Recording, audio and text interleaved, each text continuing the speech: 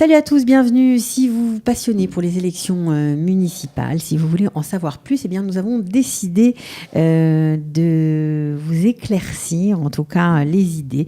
On va tenter de se lancer dans cette aventure. Tous les candidats qui se présentent, les candidats francophones, évidemment, qui vont se présenter sur des listes dans toutes les villes d'Israël, eh bien, seront invités au studio Qualita pour s'exprimer, pour expliquer leur programme. Et grâce au travail formidable des associations professionnelles et des professionnels qui travaillent dans le milieu de l'Alia, on a concocté un questionnaire. On a quelques questions à poser à tous ces candidats. On posera les mêmes à chaque fois. Et on va commencer aujourd'hui avec une invitée qui vit à Ashdod et qui s'appelle Cathy Sebaoun. Bonjour Cathy. Bonjour. Voilà, on a eu le plaisir de vous recevoir dans une autre émission, mais là, on va parler avec vous des questions qui nous importent parce qu'on veut savoir qu'est-ce qui va se passer à Ashdod, pour quelle liste vous allez courir dans ces élections municipales et quelles sont évidemment vos motivations. Alors, on va commencer par le nom de la liste déjà. Alors, le nom de la liste, c'est Ashdod Tenatzeach. Ouais. Ashdod gagnera, Ashdod sera gagnante. Dont la lettre sur le bulletin de vote, le bulletin blanc, c'est Tav. Ok, bon, ça c'est les questions techniques. Alors on va commencer Oui. par une question sur l'emploi, tout simplement. Comment pensez-vous que grâce au programme du maire ou du futur maire d'Ashdod que vous représentez, comment vous allez accompagner tous les olim de votre ville, de la ville d'Ashdod, en termes d'emploi? Parce qu'on sait que c'est vraiment très important. Alors, au niveau de l'emploi, Ashdod est vraiment pauvre pour le moment. Alors, il y a plusieurs points qu'on peut et qui peuvent être réalisés très rapidement. C'est d'abord faire venir le high-tech. Je pense que parmi les francophones, il y a beaucoup de personnes qui sont ingénieurs high-tech ou qui ont fait des études et qui pourront trouver du travail sur la ville. D'accord. Au niveau du tourisme, étant donné que dans le programme d'Eli Lachmani, il y a un développement du tourisme significatif, comme je l'avais dit précédemment, Ashdod est un port. On peut y recevoir beaucoup de touristes qui arrivent en Israël, soit par des croisières, soit par... Pourtant, il n'y a pas beaucoup d'infrastructures à Ashdod au niveau du tourisme. Il y a un seul hôtel et encore c'est très récent. Voilà, alors il y a un bel hôtel, un très grand hôtel, mais bien sûr, il en faut encore, il en faut beaucoup. Et tout ça, c'est du travail. C'est du travail aussi pour les gens qui parlent français. Et c'est un très bel avantage. Et aussi, la plupart des gens qui viennent en Israël voudraient être indépendants. Et je crois que c'est une très belle chose. Et Ashdod, malheureusement, c'est seulement les grandes chaînes qui tiennent le coup. Et Eli Lachmani a dit clairement qu'il encouragera, il aidera, à tous les niveaux, pour ouvrir des affaires, des commerces indépendants, qui seront tranquilles au niveau des impôts de la ville jusqu'à qu'ils fleurissent. D'accord. Alors, ça veut dire quoi? Une baisse des impôts de la ville est prévue? Voilà. De toutes les façons, une baisse des impôts pour les commerçants est prévue. Oui. De toutes les façons, à partir de maintenant, les programmes d'Eli Lachmani seront vite engagés, tout de suite après son élection. C'est-à-dire, il a fait un programme pour les 100 premiers jours. Et dès les premiers instants, on pourra avoir les prémices de ces Donc décisions. pour l'emploi et pour favoriser l'entrepreneuriat au sein de la ville d'Ashdod, il y aura tout de suite une baisse de la Arnona. Voilà. D'accord. Exactement. Okay. Au niveau de l'éducation, on sait qu'il y a beaucoup de problèmes d'éducation, notamment chez les francophones fraîchement arrivés. Comment comptez-vous régler le problème des ados après les heures d'école ? Alors, l'éducation à Ashdod, on pense qu'elle est de très haut niveau. Or, c'est pas tout à fait la réalité. Les chiffres sont très trompeurs.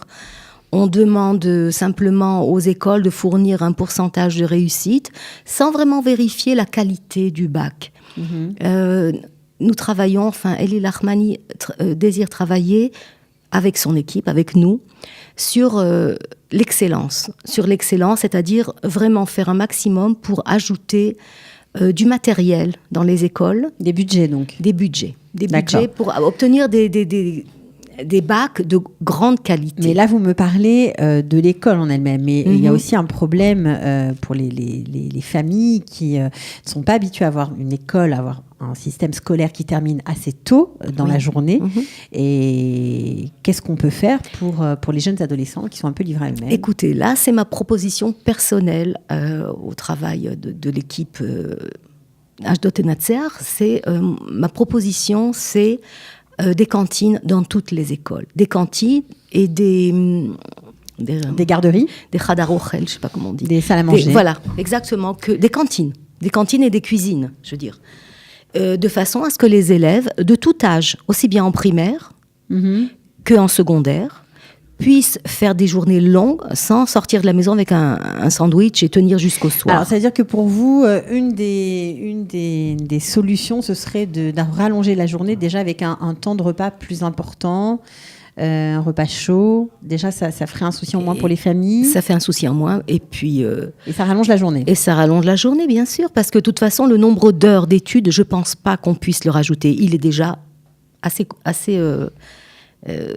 conséquent, c'est le mot que j'ai cherché. On a comparé le nombre d'heures d'études en Israël et en France, c'est exactement le même. Aussi bien au nombre d'heures qu'au nombre de vacances, c'est la même chose. Simplement, c'est réparti de manière différente. Et c'est une erreur. Je pense que si un enfant doit étudier, comme par exemple, mes enfants ont étudié en classe scientifique, elles sont restées des fois jusqu'à 5-6 heures à l'école parce que le laboratoire ou ceci ou cela. Et elles partaient le matin avec un sandwich, quoi. C'est très difficile. Bon, alors on comprend que votre préoccupation, apparemment, c'est la cantine, la fameuse cantine. C'est les enfants, c'est leur bien-être, c'est leur concentration dans le travail. Et surtout aussi, c'est la liberté des mamans, qu'elles puissent travailler. Plus tard, qu'elles laissent leurs enfants à l'école, tranquilles, en sachant que son enfant termine à 5 heures. D'accord. Et non donc pas à 2 heures. Faire en sorte, par différents moyens, que l'école termine à 5 heures. À 5 heures, exactement. C'est vraiment un but qui sera difficile à obtenir parce que je pense que je ne suis pas la première à l'avoir proposé. Mais je prendrai le temps qu'il faut. Le logement, maintenant. Alors, il n'y a pas de merkaz klita pour les familles dans la plupart des villes d'Israël. Que faites-vous, que feriez-vous pour faciliter l'accès à la propriété ou l'accès à la location à Ashdod? Alors, un merkaz klita, c'est les premiers temps. Un merkaz klita, c'est la réception des olim au tout début. Est-ce qu'il y en a à Ashdod? Bien sûr, il y en a un qui fonctionne depuis très longtemps, qui reçoit les olim du monde entier. Et on n'est pas obligé d'y aller. On peut très bien se lancer directement dans l'acquisition d'un appartement ou d'une location. Mais c'est très bien parce qu'il y a un ulpan et il y a vraiment, c'est très, très agréable. Ça change un petit peu. Ça coupe un peu. Maintenant, au niveau du logement, dans le programme d'Eli Lahmani, premièrement, il y a des logements qui devront être fabriqués dans le but de construire, oui, voilà, dans le but de les louer, avec un contrôle de la municipalité, des appartements appartenant à la municipalité. Et non pas à des promoteurs privés. Voilà. Donc ça, c'est une location à prix contrôlé. C'est comme un espèce d'HLM, en fait. Voilà, tout à fait. D'accord. Et au niveau des appartements, il y aura une baisse des prix des appartements, étant donné que le programme de construction se fera non pas au sud de la ville, mais au nord de la ville, c'est-à-dire dans la ville noyau, dans la ville antique, je dirais, d'Ashdod, qui date seulement de 1960 ou 1950, mais c'est quand même, l'histoire est là-bas. Et construction de nouveaux appartements et réparation des anciens, rénovation. Alors, avec cette construction, même neuve, un appartement de 3 pièces, près des 100 mètres carrés, ne coûtera pas plus d'1 million de shekels. D'accord, ok, très bien. Je pense que c'est une très bonne solution pour les Olim Khadashim, pour les jeunes qui veulent rester, qui veulent pas quitter la ville, au niveau du travail et au niveau du logement. Alors, concernant la communauté, alors je sais que certaines communautés francophones sont contraintes, parce qu'il n'y a pas de bâtiments qui les accueillent, de prier, notamment dans des parkings ou dans des locaux inadaptés. Est-ce que c'est le cas à Ashdod? Ah non, je crois pas. Non, la ville d'Ashdod est parsemée et fleurie de toutes sortes de très belles synagogues. D'ailleurs, le centre Karaï des Karaïm est à Ashdod. c'est les Juifs karaïm. Franchement, et en plus de ça, la demande, la réclamation des orthodoxes Haridim est tellement forte que franchement, je crois qu'à tous les coins de rue, on peut trouver une synagogue de toutes les tendances. D'accord, il y a beaucoup de tendances différentes à Ashdod. Oui, il y a beaucoup de tendances, il y a beaucoup de rites, il y a beaucoup de... C'est très intéressant. En soi, se promener dans les synagogues, c'est déjà une belle chose. Ok. Au niveau de la culture, est-ce que vous pensez promouvoir la culture française en Israël ? Alors, c'est mon programme de promouvoir la culture juive en général, c'est-à-dire de toutes les ethnies, puisque Ashdod est très riche en ethnies. Donc, je pense que la culture française aura une place de choix également. Ça veut dire quoi, promouvoir la culture ? Comment vous allez faire ? Qu'est-ce que vous avez en tête ? Je veux que les gens connaissent. Connaissent les uns les autres ? Se connaissent, se parlent, apprennent à connaître les différentes histoires de différentes aliyas. Par exemple, l'aliya d'Éthiopie est passionnante, puisque les gens sont venus à pied. Chacun a une histoire personnelle à raconter. L'aliya d'Iran est complètement intéressante. Les gens devraient se connaître les uns les autres.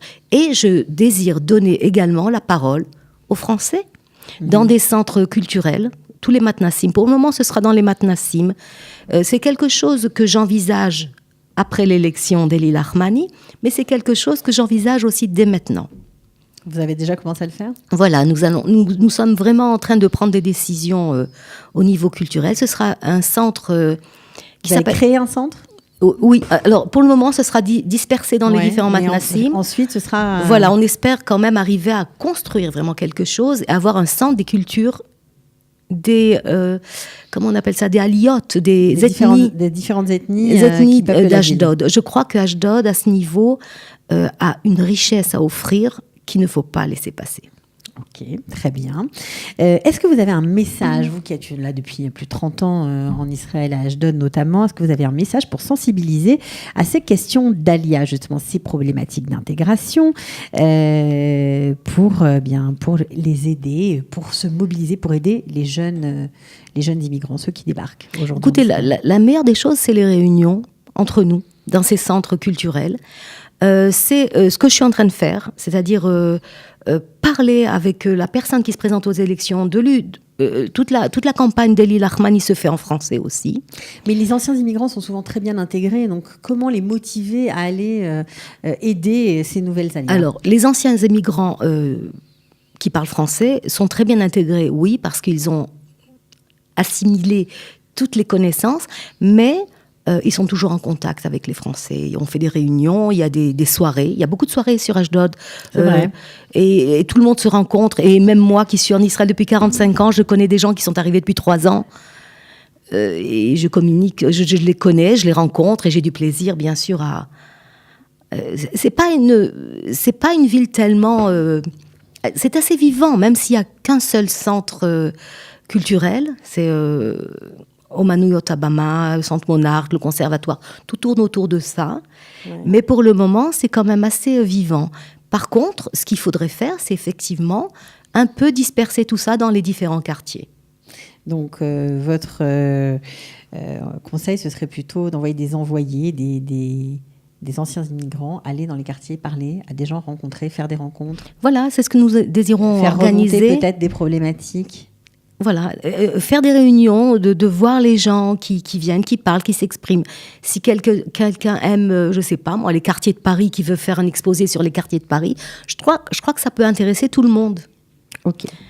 Il y a une question des auditeurs, voilà. Elle s'appelle Shoshana Bérar, ou Béar, j'espère que je n'ai pas écorché son nom. Elle voudrait savoir, peut-on faire en sorte que le français soit traduit dans toutes les institutions de votre ville ? Ça, je ne sais pas. Je ne sais pas. C'est peut-être une proposition qu'il faudrait faire, mais alors je ne peux pas répondre à ça. Je ne peux pas garantir quelque chose que, franchement, ce sujet n'a pas été encore abordé. On pourra l'aborder. Il n'y a pas de raison qu'on ne le fasse pas, parce que nous avons une liste de personnes très ouvertes, très jeunes et très dynamiques. Et Eli Lahmani aussi à sa tête. C'est quelqu'un qui parle aux gens, qui, comme je... il a traduit son programme dans différentes langues. Oui, il est en amharite, c'est-à-dire en éthiopien, il est en russe et il est en français. Ok, important. On peut le trouver sur Facebook, sur le site Ashdod Win. D'accord. Et tout est écrit en français, bien écrit. D'accord. Tout le programme. Tout le programme des 100 premiers jours, des 3 premiers mois, puisque, comme vous le savez, Elie Lahmani s'engage dès les 3 premiers mois, à ce que tout le monde sente la différence et qui rentre en action directement. Concernant les chiffres de l'ALIA, je ne sais pas si vous le savez, mais ils sont en baisse, notamment les chiffres de l'ALIA de France. Que souhaitez-vous faire, vous ou votre tête de liste, pour encourager les Olim de France à venir en Israël, s'installer à Ashdod ? Premièrement, donc, je crois que la question du logement est primordiale. La question du travail également. Donc, en avançant dans ce sens, je pense que ce sera beaucoup plus facile pour tout le monde de commencer directement à vivre à Ashdod. Juste pour terminer, les atouts d'Ashdod ? Ashdod, c'est magnifique. Ashdod, c'est magnifique à tous les niveaux, au niveau du climat, au niveau de la joie de la ville, au niveau de la culture qui est encore à développer. Et puis c'est une ville, on se sent en sécurité. On est en sécurité, on circule tranquillement. C'est une très belle ville qui demande qu'à encore être plus belle. Et c'est ce qu'on essaye de faire. Au niveau du développement de la marina, au niveau du développement comme j'en ai parlé avant aussi, des digues sur la plage, pour que les plages soient encore plus faciles à fréquenter. Et puis surtout, la diversité des gens. C'est un atout pour vous. C'est un atout parce qu'on rencontre... on n'a pas besoin d'aller en Ukraine, on a des Ukrainiens en face de chez nous. Ok, bon, en tout cas, on vous souhaite bonne chance. Donc, vous êtes 10e sur la liste de Elie Lahmani. Bien évidemment, il a affirmé qu'il fera une rotation à partir de 5 conseillers municipaux élus sur sa liste. Donc, vous avez peut-être des chances, si jamais ça arrive, eh bien, d'être vous aussi au conseil municipal. On vous souhaite bonne chance. Merci beaucoup. À bientôt. À bientôt. Ciao.